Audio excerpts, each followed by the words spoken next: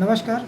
आज हम बात करेंगे एक शो की, इंडियाज़ गॉट टैलेंट की। इंडियाज़ गॉट टैलेंट में समय रैना, रणबीर अलाहाबादिया और आशीष चंचलानी जैसे लोग आए थे, और एक रिबेल किड करके अपूर्वा मखीजा करके है, वो भी इंस्टाग्राम इन्फ्लुएंसर है, ये भी आई थी।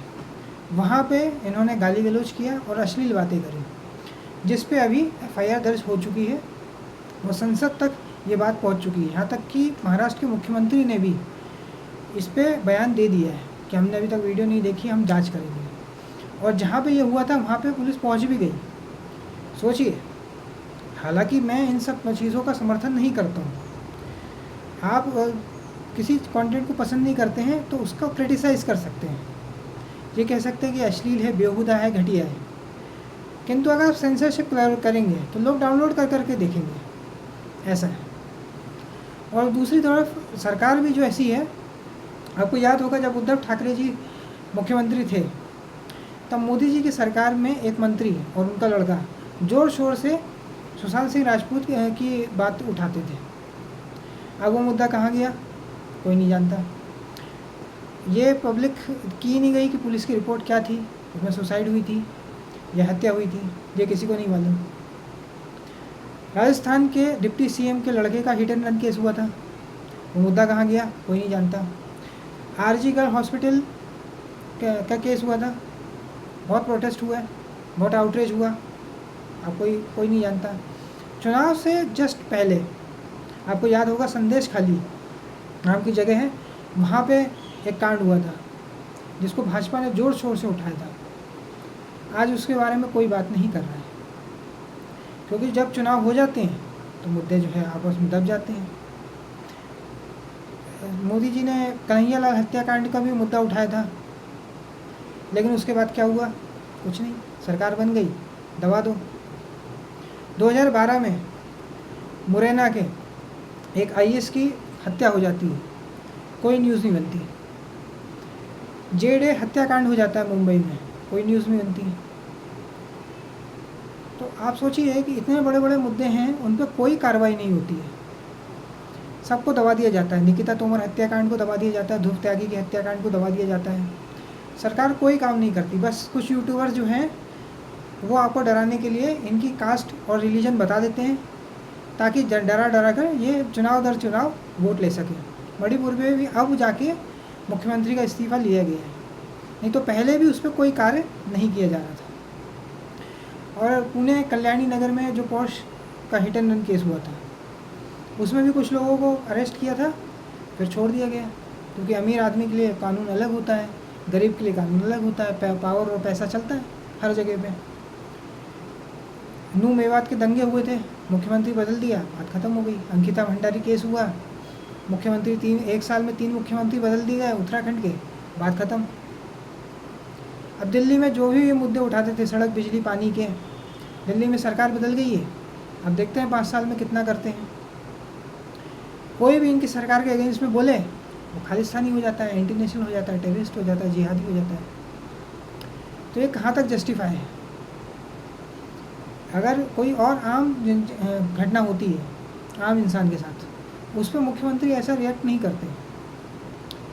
ऐसी चीज़ों पर ज़रूर रिएक्ट करते हैं। एआई भी हुआ, इंडियाज़ गॉट टैलेंट हुआ, किसी भी मुद्दे पर आपको पूरी जानकारी होने के बाद ही आपको कुछ बोलना चाहिए, और अगर आपने बोला है तो फिर आप कार्रवाई करिए। अभी तो आप उठ जाएंगे और फिर आप उस पर बैठ जाएंगे, फिर कोई कुछ बोलेंगे ही नहीं। तो ये ज़रूरी है कि आप एक रेगुलेटरी बोर्ड बनाएं और ऐसे कंटेंट को थोड़ा सा रेगुलेट करें कि क्या हो दिखाया जाना चाहिए, कोई क्या नहीं दिखाए, क्योंकि यूट्यूब पे 18 साल से कम के बच्चे भी होते हैं जिन पे इसका गलत असर पड़ सकता है। और सेंसरशिप तो किसी भी हालत में की नहीं जा सकती, क्योंकि आप सेंसरशिप करोगे तो लोग ज़्यादा से ज़्यादा देखेंगे। एआईबी नॉकआउट के साथ भी यही हुआ था, आपने सेंसर किया, लोग ज़्यादा से ज़्यादा देखने लग गए उसको, जिन्होंने नहीं भी देखा था उन्होंने भी देख लिया। पद्मावत के साथ हुआ, लोगों ने धमकी दी फिल्म के एक्टर्स, डायरेक्टर, प्रोड्यूसर को, फिल्म बहुत चली, लोग जाके देखने लग गए। तो आप क्रिटिसाइज़ कर सकते हो, हर प्लेटफॉर्म पे जाके क्रिटिसाइज़ करिए, अलग अलग यूट्यूब चैनल हो, ट्विटर हो, हर जगह पे लिखिए, बोलिए, इसमें कोई दिक्कत नहीं है। लेकिन कानून एक चीज़ को तो उठाता है, दूसरे को नहीं उठाता है, उस पर कॉग्निजेंस नहीं लेता है। ये गलत बात है। अगर एक कानून अमीरों के लिए वैसा है तो गरीबों के लिए भी वैसा ही होना चाहिए। गरीब मिडिल क्लास के लिए अलग होता है कानून, और अमीर आदमी के लिए अलग होता है। और पुलिस भी इसी चीज़ पे हाईलाइट होती है कि अगर गलत जगह पे पार्किंग में गाड़ी लगी हुई है तो उसको गाड़ी को हटवा लेती है। आपने सिग्नल ब्रेक कर लिया तो उस पर आपका जो है चालान कट जाता है। इसके अलावा ऐसा लगता है कि कानून का कोई काम ही नहीं है। अमीर आदमी हर चीज़ से बच जाता है। विजय माल्या भाग गया, नीरव मोदी भाग गया, ललित मोदी भाग गया, एंडरसन भाग गया, कोई काम हुआ ही नहीं। नई सरकार आई तो इन्होंने बोला था कि माँ बेटे को जेल भेजेंगे, दामाद जी को जेल भेजेंगे। 11 साल होने वाले हैं, कुछ नहीं हुआ। A to Z सारे के सारे घोटाले गिनाते थे। 2G स्पेक्ट्रम घोटाला, कोल स्कैम, जीजाजी घोटाला, 2G घोटाला, कोई कार्रवाई नहीं हुई। पी चिदम्बरम के घर में रेड मारने गए थे, उनको पहले पकड़ लिया फिर छोड़ दिया। शारदा चिटफंड घोटाले में इन्होंने बहुत ज़ोर शोर से बातें करी थी, उस पर भी कुछ नहीं हुआ। 2014 में जब नई सरकार बनी थी तो इनके मंत्री पे एक आरोप लगा था चिक्की स्कैम करने का, कि 205 करोड़ की चिक्की खा गई थी, उस पर भी कुछ नहीं हुआ। पूजा खेड़कर केस हुआ था, उस पर बस सिलेक्शन कैंसिल कर दिया, उसको भी दबा दिया गया, कोई कार्रवाई नहीं हुई। प्रधानमंत्री के खुद के गृह राज्य में फेक टोल प्लाजा होता है, मोरबी में ब्रिज गिर जाता है, फेक पनीर, फेक घी निकलता है, फेक डिपार्टमेंट चल रहा होता है, फेक IAS आ जाता है, फेक IPL का स्कैम हो जाता है। लोग यूट्यूब पे वीडियो दिखाकर 400 करोड़ का घोटाला कर लेते हैं और भाग जाते हैं, कोई बात नहीं होती इस बारे में। तो आप समझ सकते हैं कि कैसी कैसी चीज़ें हो रही हैं। कहीं टेक्निकल ग्लिच हो रहा है यूनियन बैंक में, तो वहाँ पे IMPS कर रहे हैं लोग, उनको फेलियर आ रहा है लेकिन पैसा ट्रांसफ़र हो जाता है। कहीं पे पोस्ट ऑफिस में 94 करोड़ का स्कैम हो जाता है, लोगों से पैसा ले लिया जाता है लेकिन उनके अकाउंट में जाने के बजाय लोग अपनी जेब में डाल देते हैं। ऐसे अजीबोगरीब स्कैम हो रहे हैं लेकिन कोई कार्रवाई नहीं होती है। और ये ऐसे शोज़ होते हैं, डायरेक्ट मुख्यमंत्री रिएक्ट करते हैं। मेवा कोरेगांव का दंगों पे कितने लोगों को अरेस्ट किया सरकार ने? किसी को भी नहीं। जिसको किया था उसे छोड़ दिया। ऐसे ही लॉ एंड ऑर्डर सिचुएशन भी ऐसी ही हो गई है। बदलापुर में कोई अब बात करता ही नहीं है, बस थोड़ा बहुत आउटेज हो जाता है फिर बात ख़त्म हो जाती है। लोग लड़कों को गाली दे देते हैं, बात ख़त्म हो गई। कोई जाति विशेष है तो दूसरी जाति को गाली दी जाती है, धर्म विशेष है तो दूसरे धर्म को गाली दे दो, मजहब को गाली दे दो, बात ख़त्म हो गई। तो ये ज़रूरी है कि सरकार को सभी जगह पे समान व्यवहार करना चाहिए और कार्रवाई सब जगह पे करनी चाहिए। कानपुर देहात की घटना है, लोग अतिक्रमण हटाने गए थे और 2 महिलाओं को जिंदा जलाकर आ गए थे। आज एक गरीब की हालत ये हो गई है। आप अगर गूगल करेंगे तो आपको मिल जाएगी ये न्यूज़, और डिस्क्रिप्शन में भी मैं डालूँगा। लेकिन आप सोचिए कि क्या हालत हो रही है देश की। कहीं सड़क के गड्ढे हैं, कोई जवाबदारी नहीं। कोई कहीं पे कोई ओलंपिक, अभी के कोई वीडियो देखा था जहाँ पे ओलंपिक का मेडलिस्ट जो था, गोल्ड मेडलिस्ट, उसको कचरा बीनना पड़ रहा है, किसी को ईंट के भट्टे पे काम करना पड़ रहा है। इस पे सरकार कोई काम नहीं करती है, इस पर रिएक्ट नहीं करेगी। ऐसा नहीं होगा कि महाराष्ट्र के मुख्यमंत्री डायरेक्ट रिएक्ट करेगा, इनसे कोई मतलब नहीं है।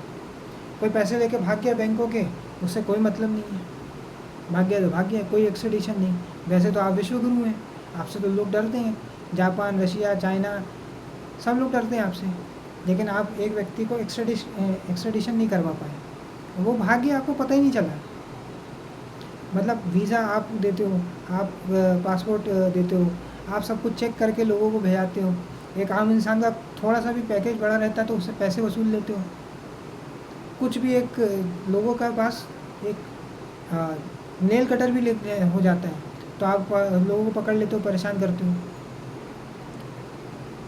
ऐसी ऐसी चीज़ें हो जाती हैं, खबरें दब जाती हैं, क्योंकि आपको पता है इंटरनेट का ज़माना है। लोग स्क्रॉल कर करके 2 दिन में चीज़ें भूल जाते हैं। आउटरीच होता है थोड़ा बहुत, बात ख़त्म हो गई। फिर नया मुद्दा आ जाएगा 2 दिन के बाद, उस पर चले जाएंगे। नया ट्रेंड आ जाएगा, उसकी तरफ चले जाएंगे। इस बार इनका कंट्रोवर्सी है, अगली बार किसी और का होगा।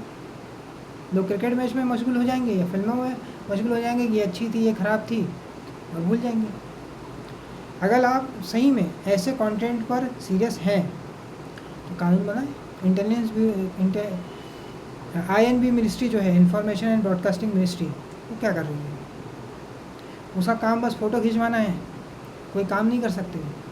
बस प्रॉपर एक कानून बनाएं और ये जो अश्लीलता है इसको थोड़ा सा रेगुलेट करें, अन्यथा ये सब होता रहेगा और आप बस बयान देते रहेंगे और जांच करते रहेंगे और जांच बिठा देंगे, बस ख़त्म हो जाएगी।